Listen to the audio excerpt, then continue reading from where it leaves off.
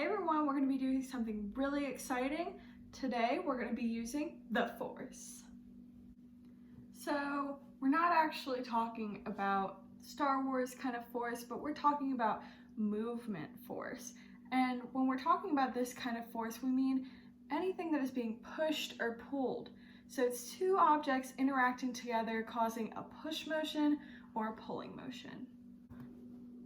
So this is our scenario today.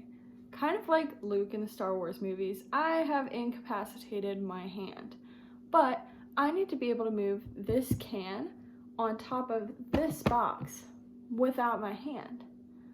So, how do we think that we can do that? So my challenge for you today is figure out how I can take this can and put it on top of this box without using my hands. I want you to think about using forces and using motion, and even if you're in upper elementary grades, you can think about using simple machines to help you do this. Some of your constraints are you can only use what you have in your house and you have 3 minutes to try it. Let's get started.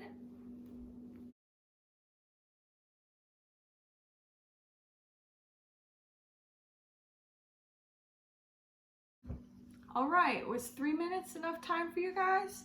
If not, pause the video and take 1 more minute, but no longer than that because it's supposed to be a quick challenge.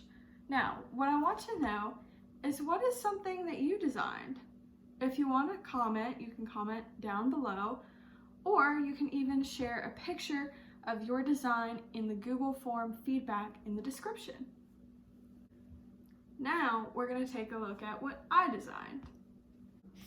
So what I'm going to do is walk you through my design. As you can see, I have my can and it's knotted up in a string. It's sitting right in front of the box, and as you can see, the string runs from the can up around this cabinet pole and falls down here. This is a simple machine called a pulley, and what it does is when you pull this string, you can see that the force of you pulling here is bringing the can up. And what it does, because the can was in front, it brings it backwards and on top of the box.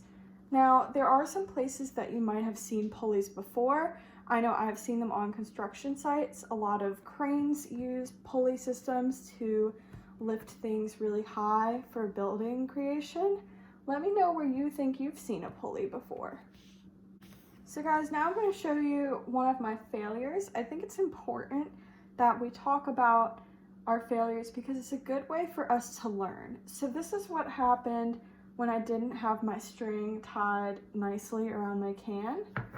As you can see, it didn't do anything. The string just got caught up here. So what I learned from that failure is that I need to make my string a little tighter on my can so that when I pull it, it doesn't release from the can and instead pulls the can up.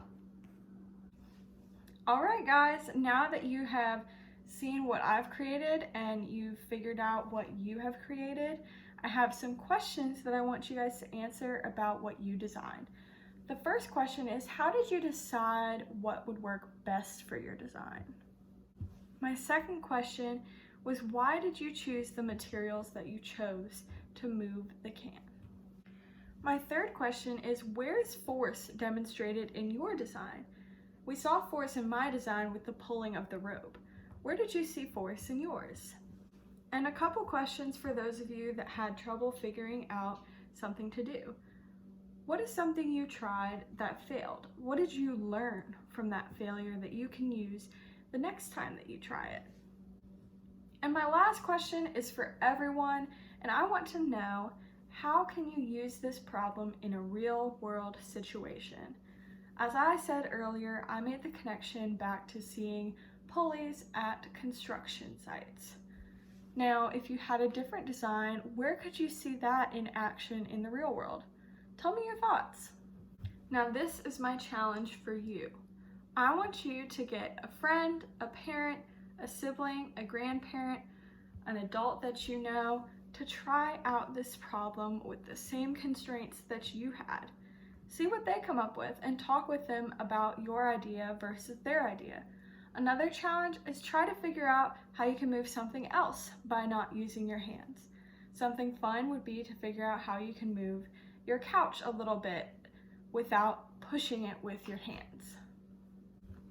I just wanted to say thank you for participating in this challenge with me today. I hope you found it fun and interesting. And as I said before, in the description below, there will be a feedback form. This is where you can share your design ideas with me, as well as tell me some tips for how I could have done this better, as I am learning how to be a teacher. And don't forget what Jedi Master Yoda said, do or do not, there is no try. Have fun trying this challenge.